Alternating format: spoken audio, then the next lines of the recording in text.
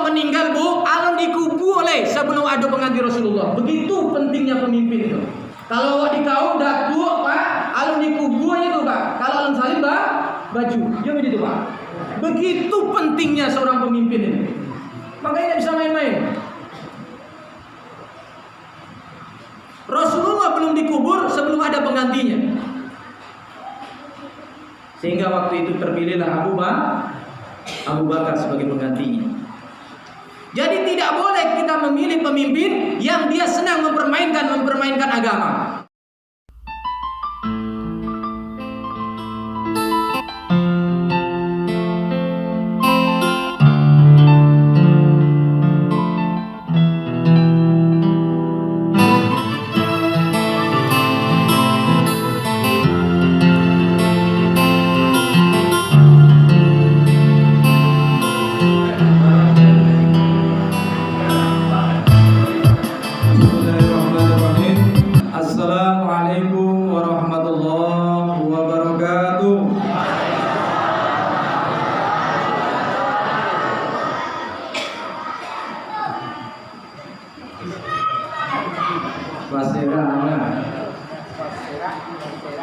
Tangan gue kalau serak-serak lemah. Tapi kalau bersatunya siapa aduk bengkak balon. Tapi kalau serak-serak patah jadi apa?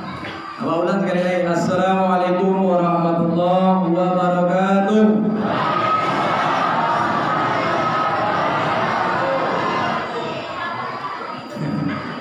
Berarti memang aku serak-serak aja.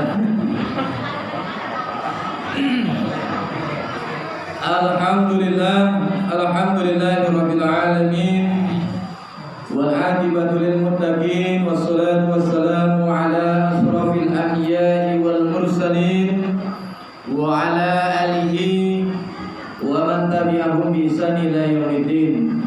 Asyhadu an la ilaha illallah wahdahu la syarika lah wal awwal wal akhir wa asyhadu anna Muhammadan abduhu wa rasuluhu la nabiyya ba'dahu. Sallallahu ta'ala fil Qur'anil Karim. Na'udzu billahi minasy syaithanir rajim. Bismillahirrahmanirrahim. Qala inni ja'iluka lin-nasi imama. Qala aidan na'udzu billahi minasy syaithanir rajim. Wa qala rabbuka lil malaikati inni ja'ilun fil ardi khalifah.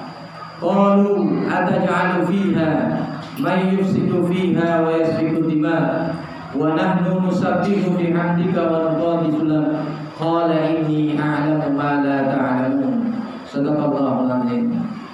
Bapak pengurus mushola yang sama-sama kita hormati, angku-angku, ini mama, alim ulama, tokoh masyarakat, guru-guru kita yang hadir, ibu-ibu pondok gandum, limpah rumanan gadang, kok hawi untuk minta air, kok lapar untuk minta nasi. Dia boleh gitu-gitu tuh, alhamdulillah.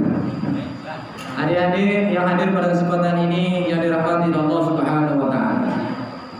Kita bersyukur malam ini adalah malam yang ke-6 ke-7. Ke-7. Alam malam ke-7, Pak. Kita bersama-sama di mushola yang kita cintai ini dalam rangka mendekatkan diri kepada Allah Subhanahu wa taala. Salawat serta salam pada junjungan kita Nabi besar Muhammad sallallahu alaihi wasallam. Bapak Ibu yang saya hormati, mungkin tak perlu aku memperkenalkan diri dah. Terus sebenarnya penceramahnya udah enggak tetangga.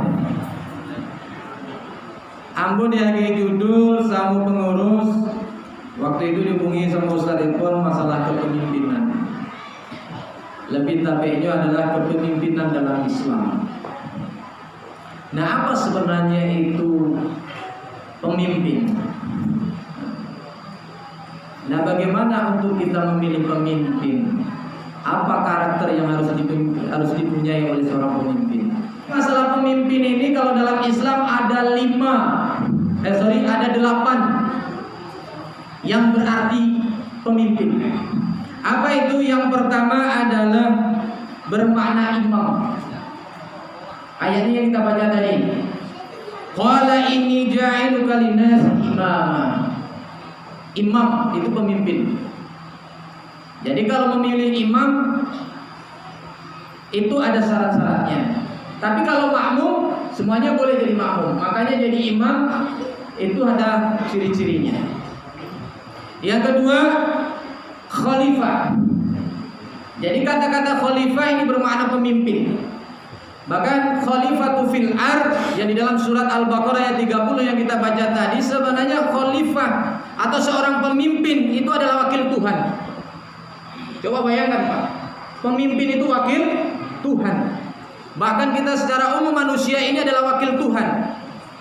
Wa idz qala rabbuka lil malaikati inni ja'ilun fil ardi khalifah. Karena selain manusia tidak bisa, malaikat tidak bisa, Pak. Apalagi makhluk lain tidak bisa. Yang bisa itu memang manusia. Makanya manusia diberi kelengkapan yang lebih dibandingkan makhluk lain. Dikasih akal, dikasih nafsu. Malaikat tidak punya nafsu, manusia punya nafsu. Hewan punya nafsu tapi dia tidak punya akal. Banak lain Pak, otak ada. Beda itu Pak. Ya, dikasih nurani, dikasih hati. Nah itulah kelebihan manusia. Khalifah. Yang ketiga, Malik yaumiddin. Dalam surat Al-Fatihah, Malik itu pemimpin yang menguasai, yang berkuasa. Ya. Qulillahumma malikal mulki tu'til mulka man tasha wa tanzi'ul mulka mimman tasha, dan seterusnya di dalam surat Al-Imran. Yang keempat, wali. Jadi wali dalam surat Al-Maidah ayat 57 yang diperdebatkan itu juga berarti pemimpin.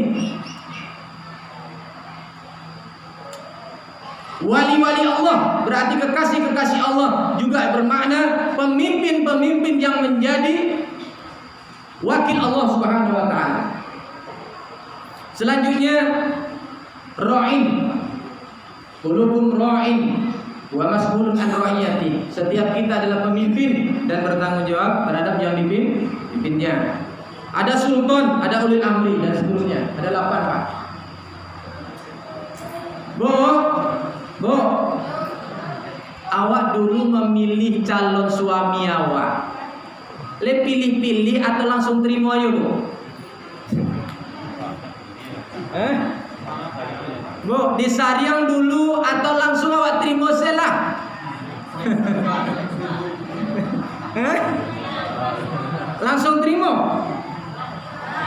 Le dipilih-pilih? Ayolah. Karena suami itu calon pemimpin. Memilih calon suami aja dipilih-pilih Pak. Diseleksi dulu.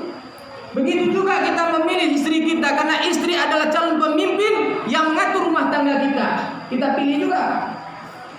Bahkan ada 4 syaratnya itu. Kata Rasulullah, "Tunkahul mar'atu li arba'a, li maliha wa li nasabiha wa li jamaliha wa li diniha." Ada 4 karakternya untuk memilih jodoh. Coba bayangkan Pak, untuk memilih jodoh aja ada syaratnya Pak, apalagi memilih pemimpin. Iko lama-lama tak tunggu ke muka. Jadi anggota dewan pun nampaknya yang paling Pak. Kalau udah hati-hati tak tunggu ke muka Pak. Nah, Bapak Ibu saya hormati. Nah, Bu, ada dasar-dasar sebuah kepemimpinan yang harus kita mengerti. Yang pertama, ini saya catatkan sengaja ini Pak. Saya kalau di tempat lain tidak pakai konsep Pak. Ini di sini pakai konsep. Hati-hati ini Pak, jangan salah. Yang pertama, tidak boleh mengambil orang kafir Pak. Kita Muslim, ada yang Muslim, bila pilih orang yang kafir, tidak boleh. Cuma makanya di DKI itu angin ketika itu. Tidak boleh.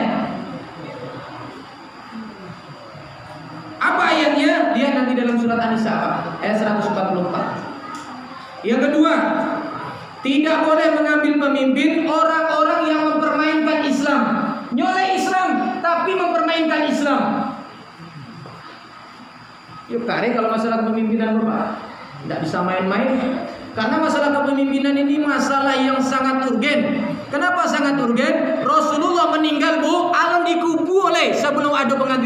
Allah, begitu pentingnya pemimpin itu. Kalau di kaum datuk Pak, alun di kubunya itu Pak. Kalau alun salim baju, dia begitu Pak. Begitu pentingnya seorang pemimpin ini. Makanya tidak bisa main-main. Rasulullah belum dikubur sebelum ada penggantinya. Sehingga waktu itu terpilihlah Abu Bakar sebagai penggantinya. Jadi tidak boleh kita memilih pemimpin yang dia senang mempermainkan agama.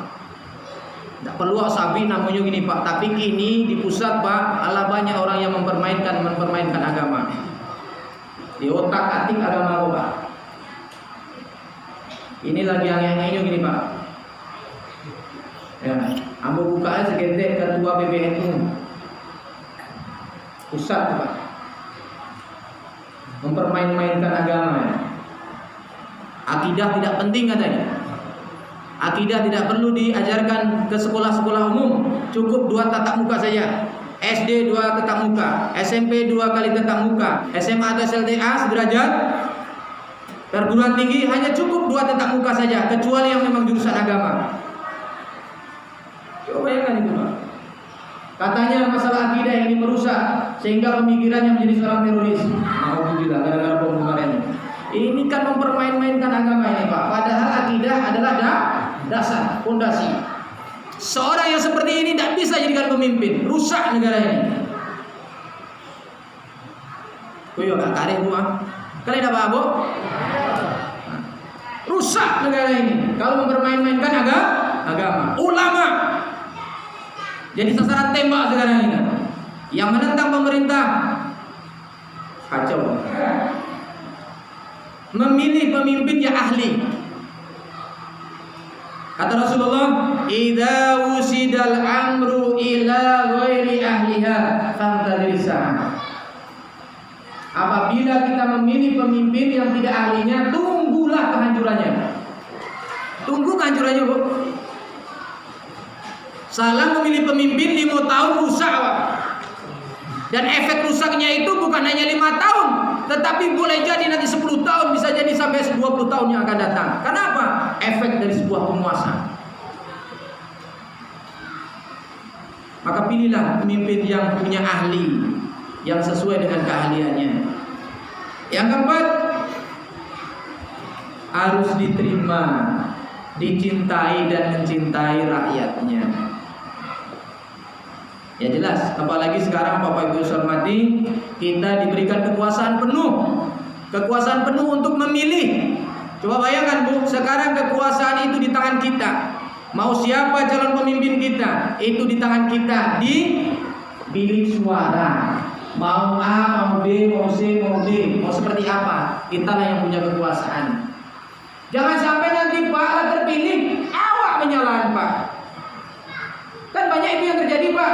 Ini ada tentu jawab. Hanya siapa yang memilih? Hah? Siapa yang memilih? Tidak awak yang memilih. Jadi kalau memang sudah terpilih, ya terima. Suka atau tidak suka, terima. Itu konsekuensi karena kekuasaan sudah diambil alih oleh kita sebagai pemegang kekuasaan suara. Nah Bapak Ibu hormati, oleh sebab itu pilihlah orang yang dicintai dan yang mencintai rakyatnya. Kenapa? Karena pemimpin itu khadimul ummah. Khadimul ummah. Lihat khadimul ummah. Khadimul ummah itu adalah pelayan. Jadi yang kini ya coba pemimpin itu yang dilayani. Itu yang menjadi Pak. Minta dilayani sih, nyotibo minta dilayani, nyotibo minta disambut, nyotibo minta di servis. Padahal seorang pemimpin itu adalah khadim ummah, pelayan umat. Umar bin Khattab radhiyallahu anhu setiap malam beliau itu ronda. Beliau pemimpin, coba saya bayangkan seorang presiden, seorang khalifah setiap malam itu ronda. Dicari rakyatnya, lihat adu rakyatnya yang makan. Kalau dulu tidak ada HP Pak, tidak ada TV, tidak ada informasi, dia harus dicari langsung. Begitu. Ini kisah seketik aja Bu. Pada malam-malam hari, Khalifah Umar bin Khattab berjalan Nah ternyata sampai suatu rumah itu lampunya masih hidup. Kalau lampu masih hidup tandanya berarti mereka belum tidur. Sehingga dengan pelayannya Umar Khattab sengaja nguping, Pak. Apa kira-kira pembicaraan masyarakatnya ini? Ternyata di dalam anaknya sedang menangis dan ibunya sedang menenangkan anaknya supaya anaknya ini tidur terlebih dahulu karena dia sedang memasak batu. Nggak nasi dulu dikecian ke anak nasi, tapi sama anaknya yang dimasak batu hanya untuk menyenangkan anaknya. Heran Umar Khattab ini, kok yang nasi tadi tidak cepat masa akhirnya sengaja dia mengetuk pintu dengan alasan dia ingin singgah, dia ingin menetap di rumah itu walaupun hanya semalam.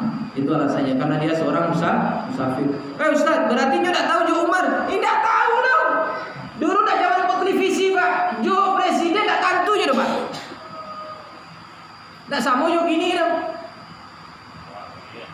Kalau kini presiden dan tua, wali kota, gubernur dan tua, bupati dan tua setiap hari keluar di kabarnya minimal di Facebook, di media sosial keluar. Kalau dulu tidak ada, tidak kenal.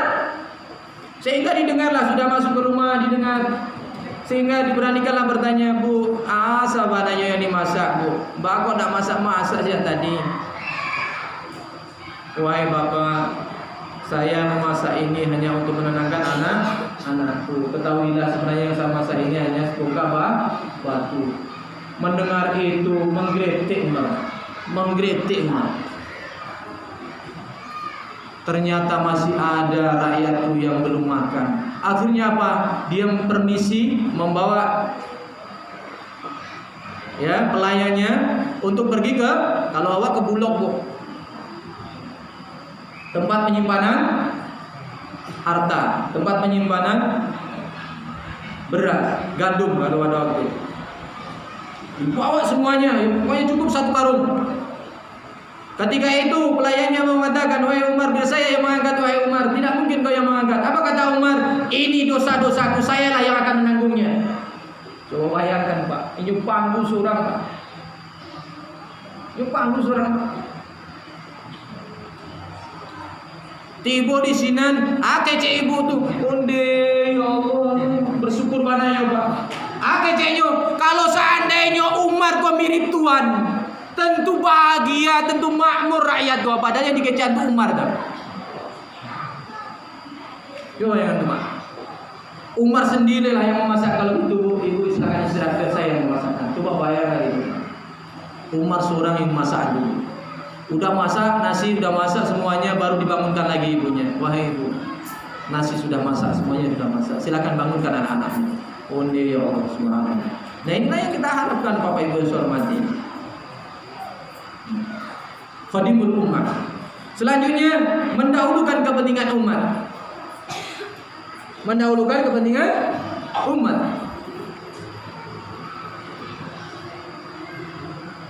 Iku rato-rato maaf tak disiko dong. Tak disiko dong. Allah jadi pemimpin yang kaya sia rakyatnya atau pemimpinnya?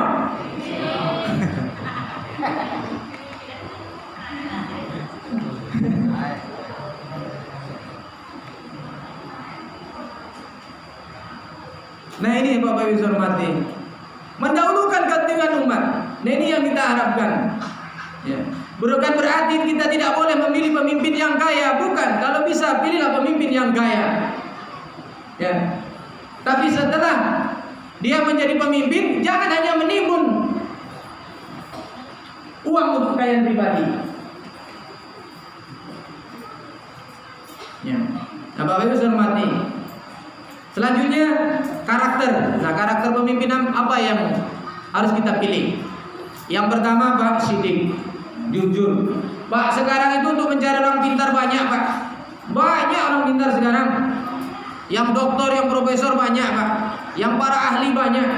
Tapi untuk mencari orang jujur Pak, naiko yang gak susah.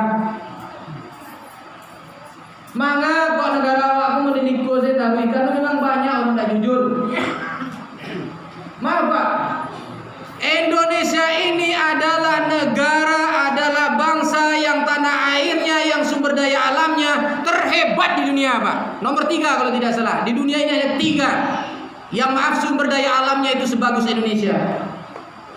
Sekalonyo ada di Indonesia Pak. Sabilah Pak. Yang dalam tanah ditanam tanaman tumbuh. Ado gas buminya. Ale Pak. Sabilah kami ado minyaknya. Sadonya ado Pak. Air lautnya ado sadonya Pak. Mutiaranya ado, lauknya ado. Ya macam-macam Pak. Awak punya gunung 12 jam siang, 12 jam malam. Apa juga kan? Kayak dari kok. Kayak kita ini. Ah iya.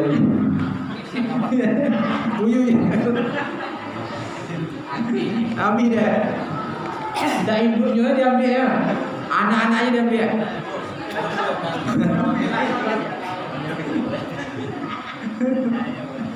Tani ayo buyu.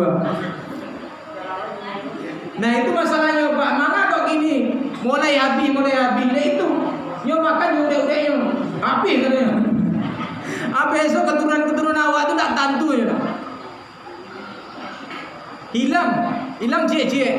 Banyak dan punah. Nah, Bapak Ibu yang saya hormati, sidik jujur. Yang kedua, amanah.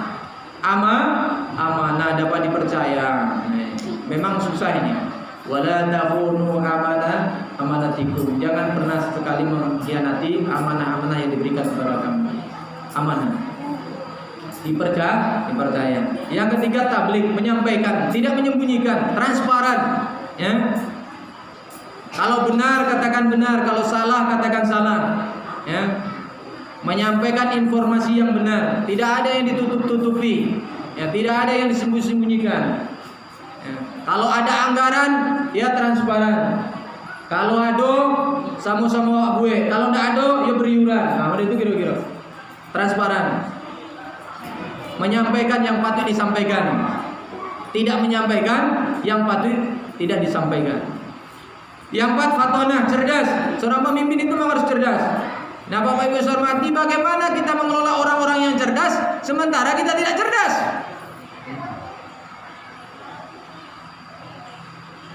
Kan susah juga itu. Awak ingin mengatur, awalnya dia lu. Pak, awak ingin mengatur, Pak, dia lu awak. Masalah anggaran tak tentu loh. Masalah administrasi tak tentu loh. Masalah pertanggungjawaban tak tentu loh. Tentu dia lu awak. Hah? Nah, Bapak Ibu saya hormati, cerdas. Selanjutnya, murah hati. Nah, murah hati ini artinya ya suka menyapa, suka bertegur sapa. 24 jam yo lay HP nyu tu yo tak buka. Lemon tarik. Kalau berurusan dah harus di kantor. Kan itu yang maksudnya. Dah harus pakai protokoler loh. Itu pakai protokoler dah. Untuk menemui ada lapis 1, lapis 2, lapis 3, lapis sampai lapis 5. Payah Mas Sobo. Apakah ada yang seperti itu? Ada. Ya, ada yang seperti itu. Hendaknya mudah berurusan. Itu namanya murah hati. Mas Sobo di jalan minta urusan dia layani. Ya. Nah, Bapak Ibu saya hormati, asal jangan melayankan lah. Pak, aku melayan Pak, tolong Pak. Ayo susah yuk. Kecuali mengantarkan itu tidak apa-apa ya.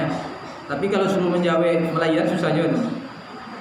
Selanjutnya tidak melupakan akhirat. Nah, ini yang penting Pak. Tidak melupakan akhirat Pak. Jam barang alas 8:30. Nah, Bapak Ibu saya hormati, banyak orang yang salah Pak dalam menafsirkan. Buya silang. Masalah politik itu masalah kumuh, masalah kotor, jahe, kan itu banyak Pak. Itu saya tahu Pak, itu taktik orang Belanda. Taktik orang Belanda dulu. Taktik orang liberal. Sengaja apa? Pak, maaf Pak, kalau orang-orang non-muslim Pak, atau orang-orang tidak senang dengan muslim Pak, kalau kita hanya ibadah saja tidak terganggu mereka itu Pak, tidak terganggu. Tapi kalau Islam sudah berbicara masalah ekonomi, orang Muslim mulai terusik dia, Pak. Karena beda cara perekonomian Muslim yang dikelola orang Muslim dengan orang kafir. Kalau orang Muslim tidak ada mengenal riba, tidak mengenal yang namanya menzolimi, menekan, memaksa, tidak ada mengenal itu.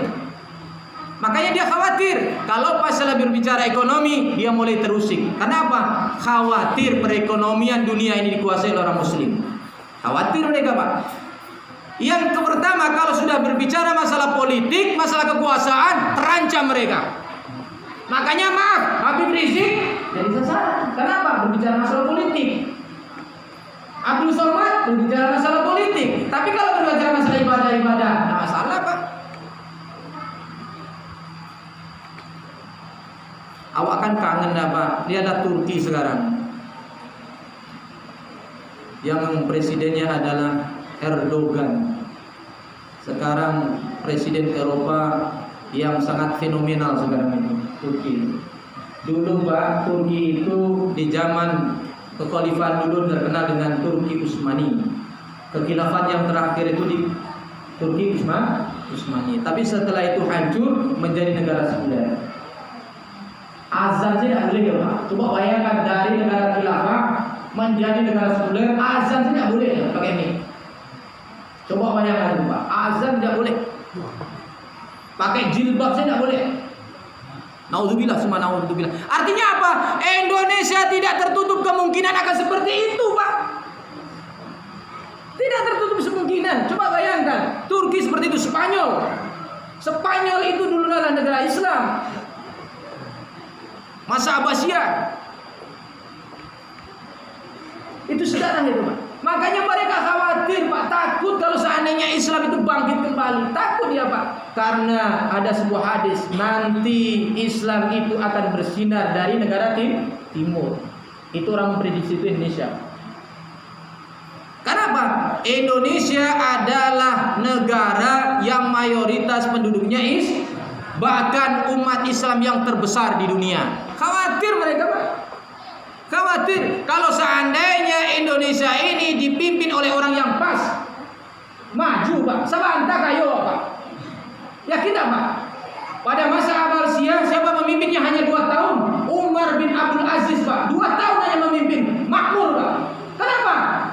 Otaknya benar, hatinya benar, Pak. Makmur, Pak. Kita itu hanya menanti-nanti aja, Pak, pemimpin yang benar. Cuman sistemnya itu memang susah kita mendapatkan pemimpin yang seperti itu. Sekarang Pak PT mau dinaikkan lagi, presiden thresholdnya ini. Kemarin 20%, katanya mau dinaikkan 25%. Akan bikin sulit, Pak. Nah, kalau bisa CIE calonnya disuruh, kan itu tuh. Aku memang ceritanya agak tinggi, maaf, Pak. Tapi kok mungkin ini harapan kita semuanya, Bapak Ibu semuanya. Karena pemimpin, Pak, itu akan berpengaruh besar, Pak. Yakinlah. Korupsi ini akan hilang karena pemimpinnya benar. Saya pernah ceramah sebelumnya. Saya menerangkan bahwasanya untuk merubah ini dari mana? Seperti halnya filosofi mengecat. Kita pernah mengecat, Pak? Filosofi mengecat. Memang bisa mengecat itu dari bawah, Pak. Dari samping bisa. Tapi mengecat yang paling baik itu dari atas ke bawah. Itu, Pak. Artinya memang dimulai dari atas. Kalau awak dunia pendidikan, tidak mungkin murid ini baik kalau hanya di sekolah. Tidak mungkin. Tidak mungkin murid itu baik kalau hanya di rumah dan di sekolah. Kenapa? Dia bergaul di lingkungan. Kalau lingkungannya tidak sehat, masyarakatnya tidak sehat. Masyarakat sehat itu dari mana? Dari aturan. Siapa yang mengatur? Pemimpin. Dan bisa tidak.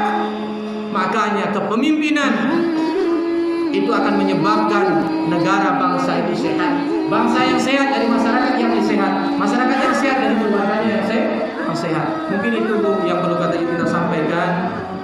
Saya tidak ingin berlama-lama, ya, karena kita setelah ini masih tarawih. Yakinlah Bapak Ibu hormati, kita harus optimis, kita harus senantiasa berusaha untuk memperbaiki diri kita dan juga pemikiran pemahaman kita bahwasanya pemimpin itu penting dalam kehidupan kita, karena pemimpin akan mengatur masalah akidah kita, mengatur masalah sosial budaya kita, mengatur masalah perekonomian kita, mengatur masalah kehidupan berbangsa dan bernegara dan beragama.